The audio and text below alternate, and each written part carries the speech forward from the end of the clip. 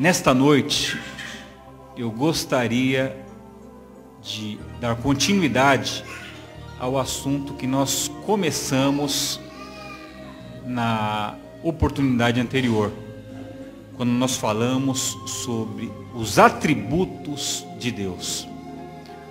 Portanto, eu convido os irmãos para a leitura de um texto bíblico que está no livro de Oséias, capítulo 6, versículo 3.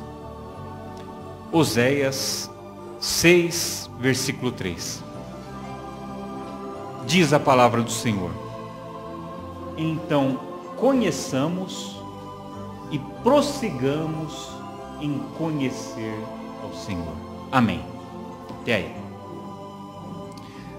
Meus prezados irmãos, Oséias nos exorta. Ele diz: conheçamos e prossigamos em conhecer ao Senhor. Deus quer ser conhecido da sua igreja.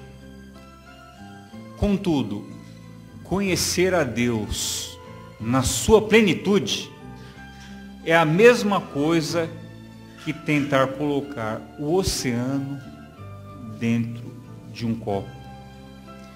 Não é possível. Jó, no seu livro, nos fez uma pergunta. Ele disse: porventura chegarás à plenitude de Deus ou ao conhecimento do Todo-Poderoso? Obviamente que não é possível chegar à plenitude de Deus. Porém, Deus, ele se faz conhecido através das Escrituras, que é a sua palavra.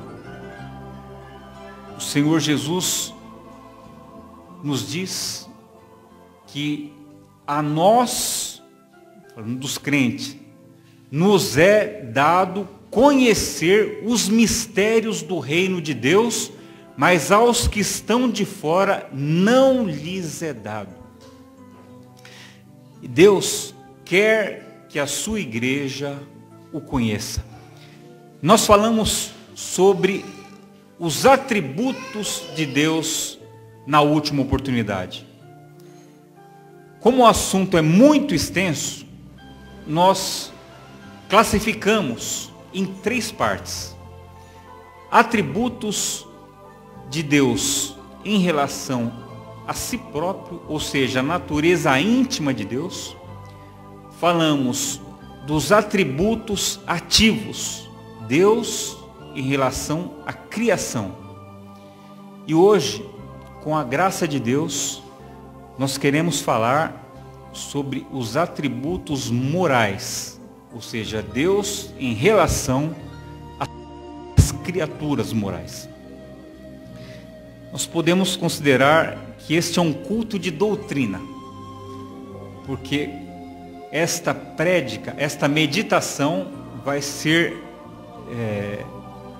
firmada no sentido de ensino, ou na forma de ensino, porque é importante que os irmãos conheçam esse assunto.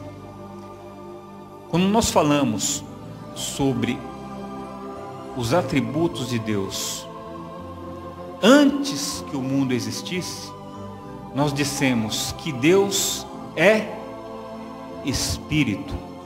João 4, 24. Deus é Espírito. E importa que os que o adoram, o adorem em espírito e em verdade. Glória a Deus. Nós falamos ainda que Deus é infinito. Ele é infinito, primeiro, no tempo. Pedro disse que para o Senhor, um dia são como 1000 anos, e 1000 anos como um dia. Para Deus não há contagem.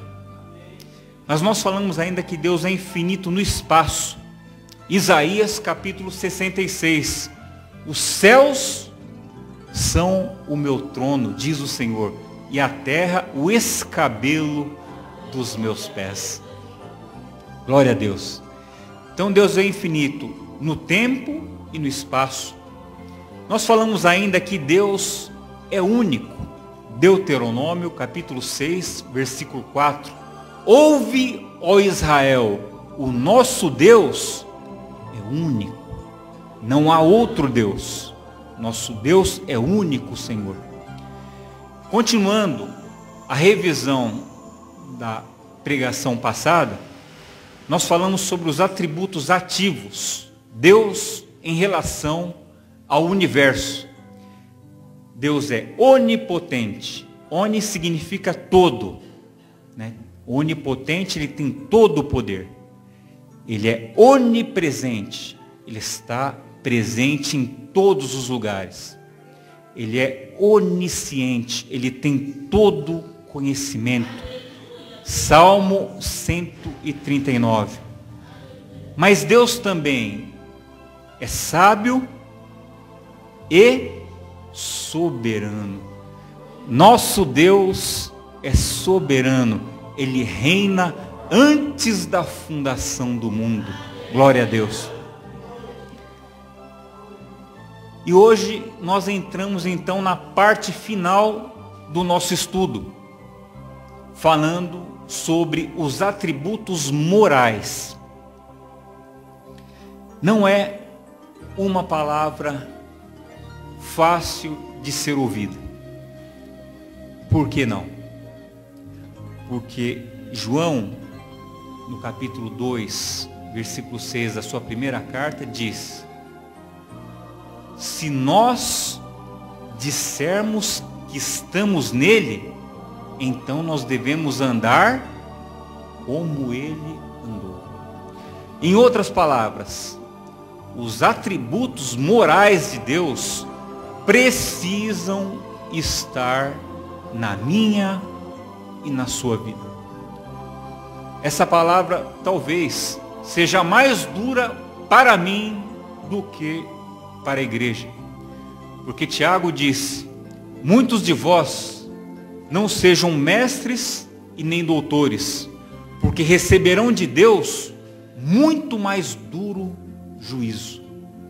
Meus prezados irmãos, o primeiro atributo de Deus em relação às criaturas morais que eu gostaria de mencionar é a santidade. Deus é santo. Ele disse que é santo. Em Levítico, capítulo 20, versículo 26, a Bíblia diz: e ser-me-eis santos, porque eu, o vosso Deus, sou santo, e vos separei das nações para serdes meu. Glória a Deus. Deus é santo. E a santidade de Deus significa a sua absoluta pureza moral. Deus não peca. Segundo, Deus não tolera pecado. No sentido estrito, a palavra santo significa separado. Mas em que sentido Deus está separado? Primeiro, Deus está separado em relação ao espaço. Deus está no céu e o homem na terra. Segundo, Deus está separado com referência à sua natureza e caráter. Deus é santo, o homem é pecador. Deus é moralmente puro, o homem é pecaminoso. Deus é divino, o homem é humano. Então Deus está separado do homem. A sua santidade distingue o homem de Deus. Quando nós abrimos a Bíblia, no livro de Isaías, no capítulo 6, nós vemos que Isaías teve uma grande visão.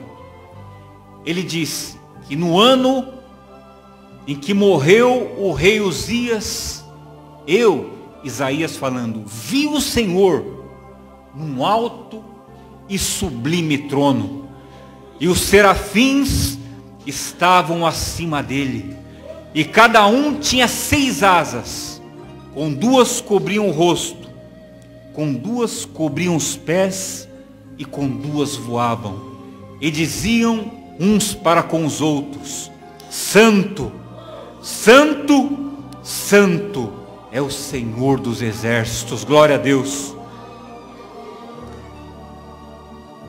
O fato dos serafins cobrirem o rosto e os pés com as asas representam a reverência diante de Deus. Quando o Senhor Jesus nos ensinou a oração do Pai Nosso, ele disse, Pai nosso que estás no céu, e depois, santificado seja o teu nome. E o que significa santificar o nome de Deus? Significa reverenciar a Deus como um ser divino. Quando o homem peca, ele está violando os mandamentos de Deus, portanto fazendo o contrário, que é santificar. Portanto, ele está profanando o nome de Deus. Meus prezados irmãos, santidade é o primeiro atributo de Deus. Como eu disse, é uma palavra dura. Porque se nós estamos nele, nós devemos andar como ele andou. Como é que Deus andou e anda em santidade. Segundo, Deus é justo. E o que é justo? Justiça é a santidade em ação. O santo santifica e o justo justifica. Justo, meus prezados irmãos, o justiça é uma conduta reta perante ao outro. É um padrão elevado de comportamento. Eu me lembro que um pastor estava dando um testemunho na igreja. Ele disse que o filho dele o deixou muito orgulhoso. Ele contou uma história, que o rapaz estava indo para a igreja de carro e parou no farol. E havia alguém vendendo chocolate. E ele pegou o chocolate, mas enquanto ele tirava o dinheiro para pagar, o rapaz foi receber de outro. E aí começou a demorar, todo mundo começou a buzinar, ele foi obrigado a sair para não parar o trânsito. Mas aquele jovem tinha um senso de justiça. E ele continuou passando naquele lugar. Até que um dia, ele finalmente encontrou o rapaz que vendia chocolate. Chamou, falou, está aqui o dinheiro que eu não pude pagar aquele dia. Aí, quando o rapaz chegou em casa, ele disse para o pai, eu finalmente posso comer o meu chocolate. Glória a Deus. Não é uma coisa linda? Eu pergunto para os irmãos. Justiça. É isso que Deus espera de nós. Uma conduta reta em relação ao outro. Pastor Pedro, que esteve aqui recentemente, também contou um testemunho. Ele disse que foi no Extra, da Marginal. época era Extra, hoje é Açaí. Supermercado muito grande. Esperou uma fila muito demorada para passar no caixa. Passou, foi empurrando o carrinho no estacionamento inteiro. Estacionamento bem grande. Estava guardando as coisas. O irmão Pedro já tem uma certa idade. Quando ele olhou na parte de baixo, havia um saco de arroz que não havia sido passado no caixa. Ele disse: eu tive que voltar tudo para pagar o arroz. Olha aí, irmãos.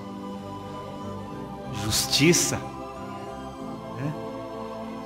Lá em 1 Coríntios, capítulo 6, versículo 9, a Bíblia nos diz: não sabeis que os injustos não herdarão o reino dos céus? Glória a Deus. É o que diz a Bíblia. No Salmo 89, versículo 14, a Bíblia diz que juízo e justiça são a base do trono de Deus. Misericórdia e verdade vão adiante dele. Glória a Deus. Quando é que Deus manifesta a justiça? Primeiro, quando ele livra o inocente e condena o ímpio. Segundo, quando ele perdoa o pecador. Lá em 1 João, capítulo 1, versículo 9, a Bíblia diz que se nós confessarmos os nossos pecados, ele é fiel e justo para nos perdoar os pecados e nos purificar de toda injustiça. Glória a Deus. Mas Deus é justo ainda quando ele castiga o seu povo e quando salva o seu povo. Mas finalmente, quando Deus nos libertar do jugo deste mundo, nós habitaremos em um novo céu e em uma nova terra onde habita justiça. Glória a Deus. Sim, o primeiro atributo de Deus é a santidade. Como é santo aquele que vos chamou, sede vós também santos em toda a vossa maneira de viver, porque está escrito: sede santos, porque eu sou santo. Glória a Deus. 1 Pedro, capítulo 1, versículo 15. Segundo, Deus é justiça. Deus é justo. Terceiro, Deus é fiel. A palavra fidelidade vem do latim fidelis, que significa uma característica daquele que é fiel, o que é leal. Também significa confiável, honesto e verdadeiro. Em outras palavras, sendo Deus um Deus fiel, nós podemos descansar nas suas promessas, porque elas jamais falharão. Lá no livro de Números, capítulo 23, versículo 19, a Bíblia diz que Deus não é homem para que minta, e nem filho do homem para que se arrependa. Diria ele e não faria? Falaria e não confirmaria? Deus vela pela sua palavra para cumprir. Glória a Deus, porque ele é fiel. Glória a Deus. Mas Deus ainda é misericordioso. Eu peço que os irmãos projetem para a gente o Salmo 103, versículo 8 até o 18. nós temos aí um texto que fala sobre a misericórdia de Deus. Salmo 103, versículos 8 a 18. A misericórdia de Deus, meus prezados irmãos, é a bondade de Deus em relação às suas criaturas. Sendo Deus misericordioso, Ele provê alívio para o sofrimento e também é longânimo em relação aos pecadores. Vamos ver o Salmo 103, a partir do versículo 8 até o 18. Misericordioso e piedoso é o Senhor, longânimo e grande em benignidade. Não reprovará perpetuamente, nem para sempre reterá a sua ira. Não nos tratou segundo os nossos pecados, nem nos recompensou segundo as nossas iniquidades. Pois assim como o céu está elevado acima da terra, assim é grande a sua misericórdia para com os que o temem. Assim como está longe o oriente do ocidente, assim afasta de nós as nossas transgressões. Assim como um pai se compadece dos seus filhos, assim o Senhor se compadece daqueles que o temem. Pois Ele conhece a nossa estrutura e lembra-se de que somos pó. Quanto ao homem, os seus dias são como a erva, como a flor do campo, assim floresce. Passando por ela o vento, logo se vai, e o seu lugar não será mais conhecido. Mas a misericórdia do Senhor, desde a eternidade até a eternidade, sobre aqueles que o temem, e a sua justiça sobre os filhos dos filhos, sobre aqueles que guardam a sua aliança e sobre os que se lembram dos seus mandamentos para os cumprir. Glória a Deus. Glória a Deus. A misericórdia de Deus, meus prezados irmãos, é a base da nossa confiança e esperança. No livro de Lamentações, capítulo 3, versículo 22, a Bíblia diz que as misericórdias do Senhor são a causa de nós não sermos consumidos, porque as misericórdias do Senhor não têm fim. Glória a Deus. Nós já vimos que o primeiro atributo de Deus em relação ao homem é a santidade. Segundo, justiça. Terceiro, fidelidade. Quarto, misericórdia. Lembrando que nós, a igreja, precisamos ter os mesmos atributos. Será que nós, como igreja, estamos sendo misericordiosos? Nós temos sido fiéis a Deus? Nós temos sido justos e santos? Mas não para por aí. O quinto atributo, que talvez seja o mais difícil para o homem nos dias de hoje, é o amor.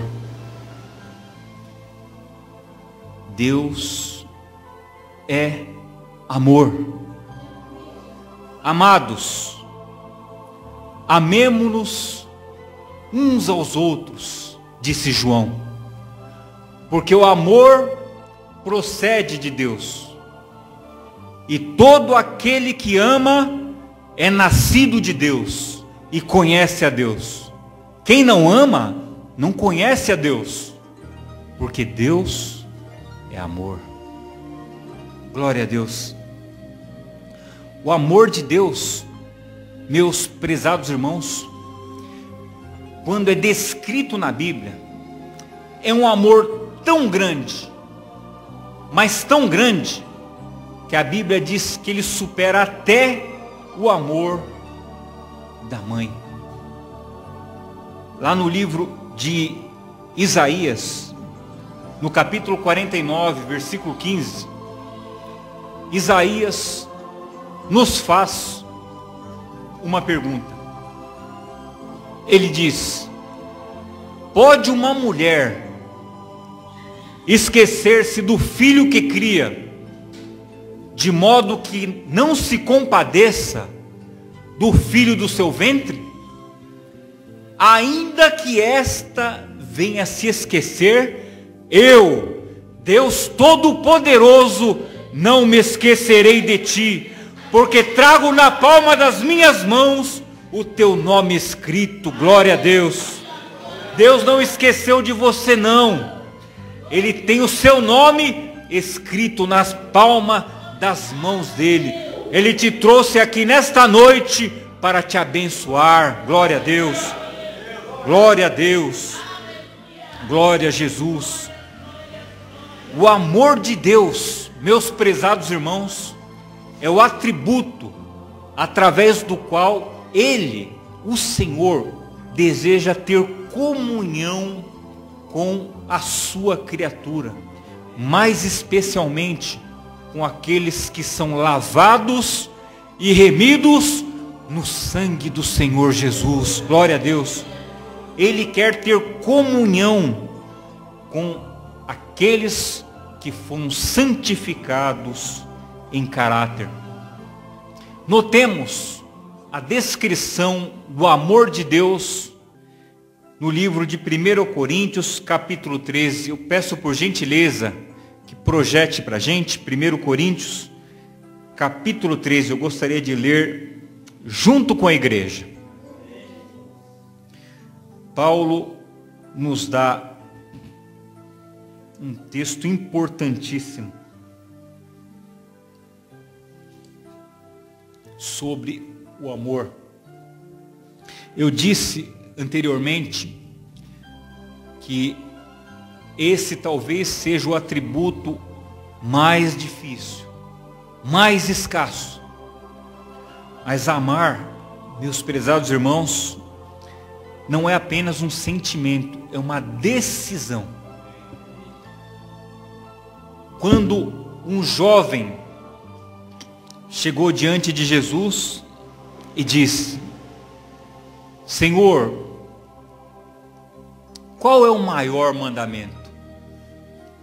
E Jesus disse: amarás o Senhor teu Deus com todo o teu coração, com toda a tua alma e com todo o teu entendimento.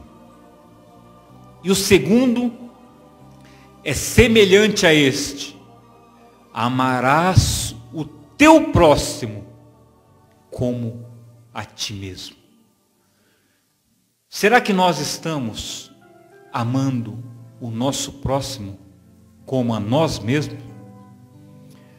Jesus, certa vez, diante de uma multidão, ele disse: um novo mandamento vos dou, amai-vos uns aos outros, como eu vos amei. Glória a Deus. Glória a Deus. Não é uma pregação para muito glórias a Deus, não é, irmã Rita? Não é. Os irmãos podem considerar que é uma pregação dura. Se você pode dizer que você está em paz com seu irmão, e que você ama a Deus e ama o seu irmão, então você é um cidadão dos céus. Vamos ver o que disse Paulo em Coríntios capítulo 13. Ainda que eu falasse, vamos ler juntos? Ainda que eu falasse a língua dos homens e dos anjos e não tivesse amor, seria como metal que soa ou como sino que tine. Ainda que eu tivesse o dom de profecia e conhecesse todos os mistérios, toda a ciência, e que tivesse toda a fé, de maneira que transportasse os montes, não tivesse amor, nada seria. Ainda que eu distribuísse toda a minha fortuna para o sustento dos pobres, e ainda que entregasse o corpo para ser queimado e não tivesse amor, nada disso me aproveitaria. O amor é sofredor, é benigno. O amor não é invejoso. O amor não trata com leviandade e não se ensoberbece. Não se porta com indecência. Não busca os seus interesses. Não se irrita. Não suspeita mal. Não folga com a injustiça, mas folga com a verdade. Tudo sofre, tudo crê, tudo espera, tudo suporta.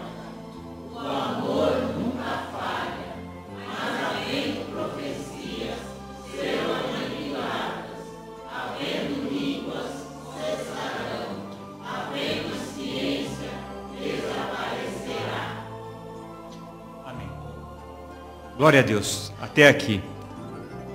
Meus prezados irmãos, nessa tradução ele disse, o amor nunca falha. Em outra diz, o amor nunca terá fim. Glória a Deus. Deus é amor.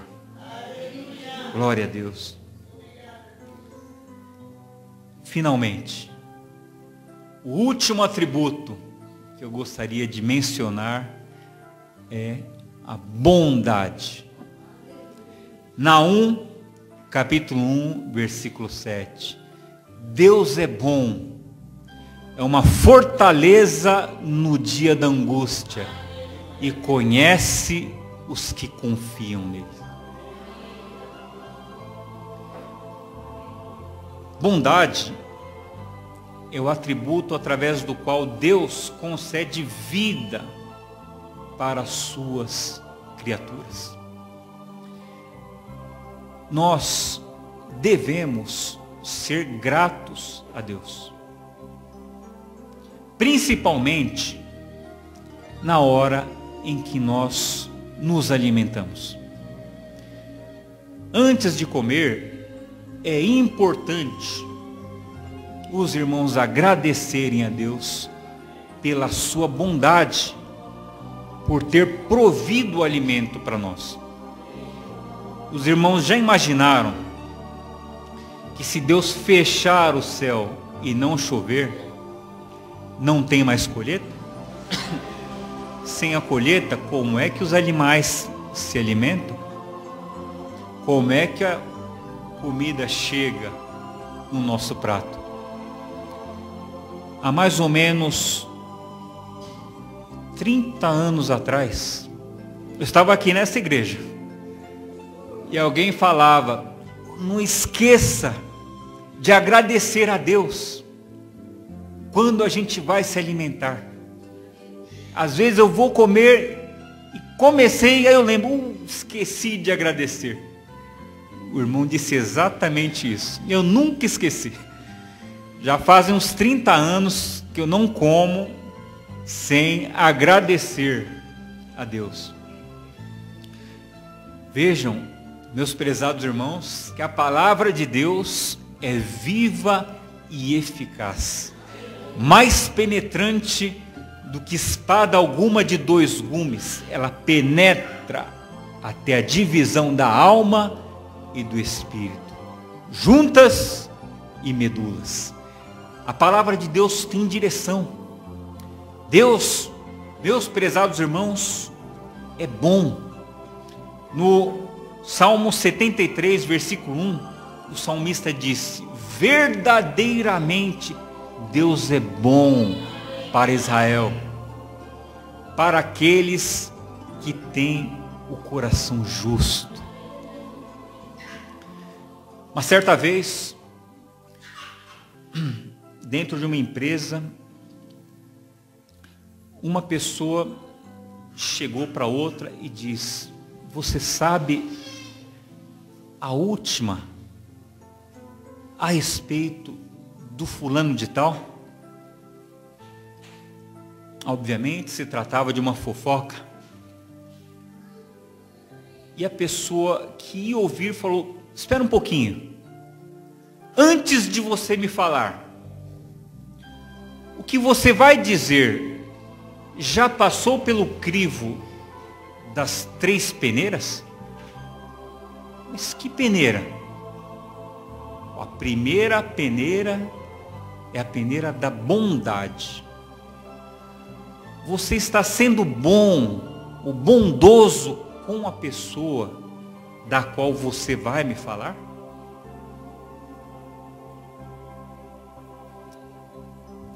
A pessoa ficou muda. Mas calma, ainda eu tenho mais 2 peneiras. A segunda peneira é a peneira da necessidade. É extremamente necessário que você me diga o que você vai dizer. A terceira peneira é a peneira da verdade. Você tem certeza que é verdade? E aquela pessoa ficou muda, porque o que ela ia dizer não passou pelo crivo das 3 peneiras. Deus está falando nesta noite. Glória a Deus. Será que nós estamos sendo bondosos ou bondosas com os nossos irmãos? Eu já falei que não é uma pregação para muitos, glórias a Deus. Meus prezados irmãos, às vezes, a existência do mal e do sofrimento que existe no mundo é um obstáculo para que as pessoas aceitem que Deus é um Deus bondoso. Contudo, eu gostaria de externar alguns argumentos com referência a esse tema. Se Deus é bom, por que Ele permite o sofrimento? Ora, em primeiro lugar, Deus não é responsável pelo mal. A Bíblia diz que Deus criou o homem perfeito, mas Ele buscou muitas invenções. O pecado arranhou a imagem de Deus que existia no homem. Ele danificou a sua obra. Imaginem os irmãos, se um fabricante fabrica um motor, ao invés de colocar óleo no motor, eu coloco areia para lubrificar. O motor certamente será danificado. Eu deveria culpar o fabricante? Claro que não. O fabricante fez uma obra perfeita, mas alguém danificou a sua obra. Então Deus não é responsável pelo mal. Segundo, sendo Deus todo-poderoso, o mal acontece com a sua permissão. Nós estudamos os atributos de Deus. E em um deles, nós dissemos que Deus é inescrutável.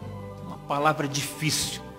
E o que significa inescrutável? Significa que você não pode investigar a Deus. Deus não pode ser examinado. A Bíblia diz que os caminhos dele são mais altos que os nossos caminhos. E os pensamentos dele são mais altos do que os nossos pensamentos. Eu faço uma pergunta para os irmãos. Quando Herodes prendeu Tiago e mandou matar Tiago, ele viu que isto agradou os judeus. E o que ele fez? Mandou prender Pedro. E colocou Pedro na prisão. E colocou 4 quaternos de soldados para guardar Pedro. Ou seja, 16 soldados. Soldados do lado direito, lado esquerdo, soldado em cima, soldado na frente, atrás, soldados. Como é que Pedro ia fugir daquela prisão? Humanamente impossível. Mas Deus tinha outros planos. Ele mandou seu anjo e livrou Pedro da prisão. Nós não queremos entrar nesse detalhe. O que eu queria conversar com os irmãos é: por que Deus permitiu que Tiago morresse, mas não permitiu que Pedro morresse? Alguém pode me dizer? Ora, ninguém sabe. Os caminhos de Deus são mais altos do que o nosso. Portanto, se o mal acontece, acontece com a permissão de Deus. Terceiro, Deus é tão grande que Ele pode transformar o mal em bem. Nós podemos ver, por exemplo, na vida de José. José foi vendido pelos seus irmãos. E os irmãos se livraram dele. Mas Deus mudou o cativeiro de José. Deus pegou José e colocou como governador do Egito. Abaixo de Faraó estava José. Veja que Deus transformou o mal em bem. Um quarto argumento que eu gostaria de mencionar acerca da bondade de Deus é que Deus criou o mundo com leis naturais.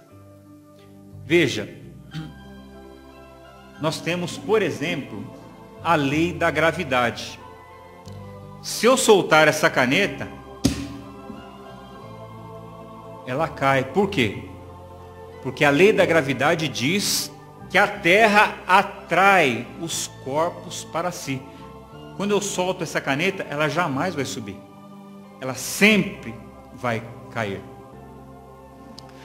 Ora, se a lei da gravidade for ferida, é óbvio que isto vai provocar danos. Eu contei um outro dia aqui a história de um irmão que falou assim: eu creio em Deus, eu tenho tanta fé que se eu pular dessa ponte, Ele vai me socorrer, porque está escrito que aos seus anjos Ele dará ordem ao seu respeito e te guardarão, né, em todos os seus caminhos. E falou da fé e pulou da ponte. Sabe o que aconteceu com esse irmão? Ele morreu. Por quê? Porque nós não devemos tentar a Deus. Uma coisa é Deus nos livrar do perigo. Outra coisa é nós procurarmos o perigo. Então, meus prezados irmãos, o homem precisa ter sabedoria. Uma certa vez, um homem estava diante de um sábio e disse: eu entrei aqui nesta casa, mas deixei meu cavalo aí fora e não amarrei, porque eu confio tanto em Deus que eu tenho certeza de que quando eu sair daqui, meu cavalo vai estar ali esperando. E o sábio disse: tolo, vai lá e prende o cavalo, porque Deus não vai fazer uma coisinha sequer que você possa fazer. Deus vai fazer o que você não consegue, mas o que compete a nós, nós devemos fazer. Meus prezados irmãos, finalmente, com referência à bondade de Deus, eu gostaria de enfatizar que este não é o estado perfeito das coisas. Deus tem para nós uma outra vida, um outro mundo totalmente diferente desse. A Bíblia diz que neste mundo nós somos peregrinos em uma terra estranha. Nós, a igreja, não pertencemos a esse mundo. Então ninguém pode julgar a Deus sem que antes as cortinas se abaixem ante a última cena do grande drama dos séculos. E então nós poderemos perceber que Deus faz tudo muito bem. Glória a Deus. Glória a Jesus. Nós falamos hoje, meus amados irmãos, sobre os atributos de Deus em relação às criaturas morais. Dissemos ainda que nós precisamos ter estes mesmos atributos, que são santidade, segundo, justiça, terceiro, fidelidade, quarto, misericórdia, quinto, amor, sexto, bondade. Deus é bom para com Israel, para aqueles que têm o coração puro. Glória a Deus, glória a Jesus. Meus prezados irmãos, eu oro a Deus para que Ele possa falar mais profundamente no coração de cada igreja. Vai para casa, leva esta palavra, medita nela, porque Deus certamente nos instruiu nesta noite. Deus abençoe os irmãos, em nome do Senhor Jesus. Amém. Glória a Deus.